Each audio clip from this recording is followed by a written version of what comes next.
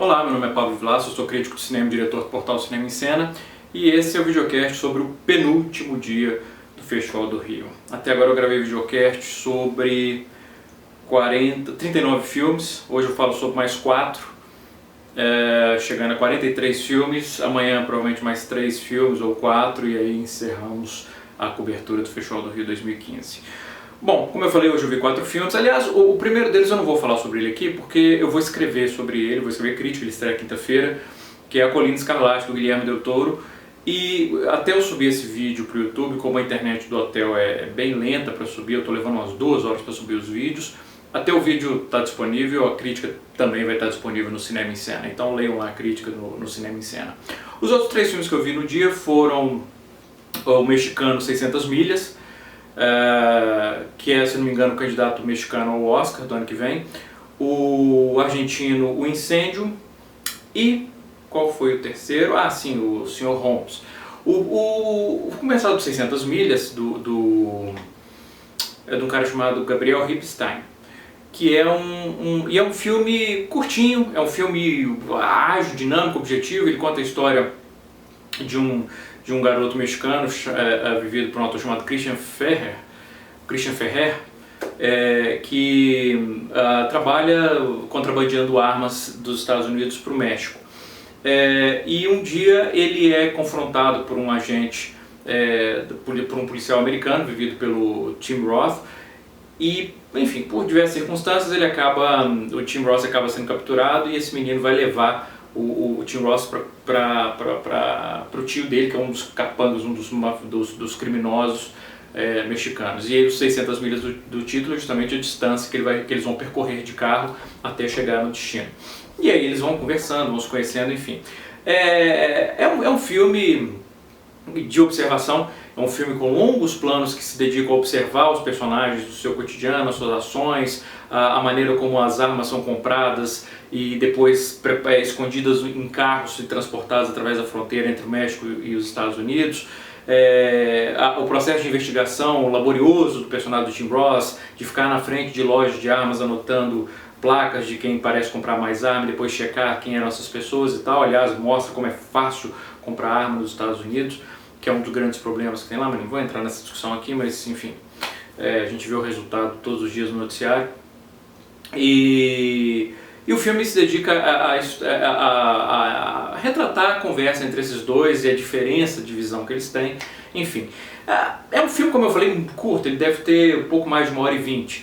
E nesse trajeto, não é que nada de grandioso acontece, basicamente eles conversam ou ficam em silêncio, até que chegamos no México, o filme toma um ritmo maior. Mas mesmo essas partes que se passam dentro do carro são importantes para que o desfecho do filme, o clímax do filme, funcione. Para que a gente conheça os personagens, para a gente se importar com eles no clímax do filme. E a gente realmente se importa, a gente fica preocupado com o destino desses personagens. O Tim Roth, aliás, está tendo um ano incrível em Cannes, e aí eu peço que vocês procurem nos vídeos que eu gravei durante o Festival de Cannes. Ele fez um dos meus filmes favoritos do festival.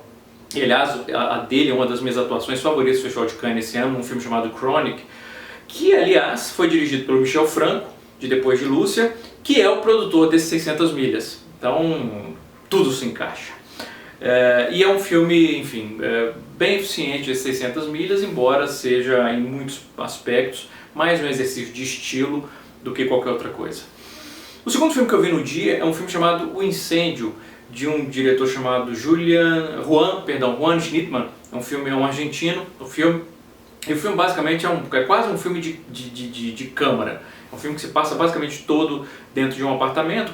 Às vezes ele sai, vai aqui, vai ali, mas ainda assim dentro de interiores, se concentrando sempre nos mesmos personagens, que é um casal que está prestes a comprar uma casa nova, onde eles vão morar, um casal jovem, e por um desencontro eles não podem fechar um negócio no dia e tem que passar 24 horas até poder assinar o contrato, e eles tiraram uma fortuna do banco para poder pagar, então eles estão com esse dinheiro em casa, que ainda deixa eles tensos, porque eles estão com muito dinheiro em casa, e aí eles começam a ter uma série de conflitos, a questionar o relacionamento, a questionar um monte de coisas. E o filme mostra pontualmente o trabalho de um, o trabalho de outro, as funções que eles exercem, os problemas que eles enfrentam nos trabalhos e como isso reflete entre os dois. Até que a gente vai conhecendo esses personagens e percebe, obviamente, que é uma relação completamente disfuncional. Parece que eles apreciam, de certa maneira, a briga. É aquele tipo de casal que aprecia, e que é natural, qualquer um pode mergulhar nesse tipo de relacionamento, dependendo do tipo de encontro que se faz de personalidades. Ninguém é imune a esse tipo de relacionamento. Que parece se alimentar do conflito com o outro. O conflito acaba fazendo parte da atração. E o que, aliás, é retratado numa cena muito poderosa, de uma cena de sexo muito poderosa, em que justamente um confronto se transforma no tesão, e eles levam a briga, transportam a briga,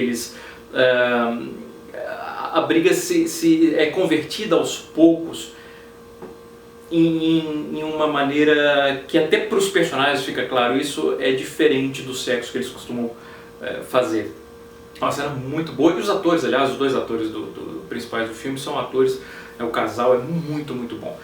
Principalmente porque o Schnittman, o diretor do filme, ele faz longos planos, longos de minutos e minutos de duração, em que eles têm que segurar a interpretação, flutuar entre emoções diferentes. Então é um filme que depende muito dos atores e funciona bem. Só que é um filme desgastante. É um filme sufocante, é difícil você passar 1h30, o filme também não é muito longo, 1h30 do lado de um casal que, enfim, é um casal como esse. Então é um filme que você sai exaurido,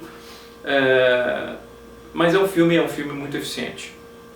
E o terceiro filme que eu vi no dia, também vou falar mais brevemente, porque eu vou escrever sobre ele também vai entrar em circuito comercial, o Sr. Holmes, do Bill Condon, com o Ian McKellen, e que o Bill Condon já tinha dirigido o Ian McKellen no Deuses e Monstros, que aliás o Ian McKellen foi até indicado ao Oscar na época, e é um filme que é baseado num livro, eu esqueci completamente o título do livro no Brasil, mas é um livro do qual eu não gosto, que imagina o Sherlock Holmes na velhice, senil, com problemas de memória, e tentando relembrar o seu último caso. E ao mesmo tempo o livro e o filme acompanham Sherlock Holmes por uma viagem que ele fez ao Japão e acompanham no presente a amizade dele com o filho da governanta. Uma coisa que me impressionou muito no filme é como ele consegue alternar entre essas três linhas temporais com uma fluidez fantástica. Ele não tem grande diferença na fotografia de um momento para o outro. Ele obviamente não faz aquela coisa preguiçosa de colocar na tela escrito o que nós estamos vendo ou datas diferentes, mas a gente sempre sabe aonde a gente está. E muitas vezes, inclusive, ele mergulha em flashbacks dentro de flashbacks e a estrutura do filme é muito, muito bem organizada e muito fluida e muito elegante e muito eficiente. Me impressionou muito. Mas o que mais me impressionou no filme foi a atuação do Ian McKellen, porque ele viu Sherlock Holmes em dois momentos. Na meia idade, com 50 e poucos anos, 60 e poucos anos, e o outro com 93 anos. E a diferença dele com 60 anos para 93 é brutal. A postura, poucas vezes eu vi um ator envelhecer tão convincentemente na tela. Um exemplo, uma recente do brasileiro também, é Despedida, que o Nelson Xavier faz um trabalho de envelhecimento fantástico, corporal, de atuação. E o Ian McKellen faz isso aqui. Quando a gente vê ele como Sherlock Holmes de 93 anos, a voz, o trabalho vocal dele é impressionante, a rouquidão, o desgaste da voz. A postura dele não é só uma postura encurvada simplesmente, é uma postura em que realmente o pescoço parece projetado para frente, como se a coluna dele houvesse entortado ao longo dos anos. É um trabalho, claro, a maquiagem ajuda com as manchas senis, obviamente o nariz adunco do Sherlock Holmes, mas é um trabalho essencialmente de atuação e que ele faz muitíssimo bem, sem falar que ele consegue sugerir a inteligência do Sherlock Holmes de uma maneira brilhante. Eu fiquei surpreso, porque eu não gosto muito do livro, e eu gostei muito do filme. Acho que o filme consegue concretizar as ideias que estão presentes no livro de uma maneira muito mais eficiente, principalmente por tomar liberdades com a estrutura e com a própria história. Gostei muito desse Holmes, sobre o qual vou escrever com mais detalhes. É isso. Foram esses filmes do 11º dia do Festival do Rio. Amanhã, o último vídeo desse festival. Um grande abraço e bons filmes.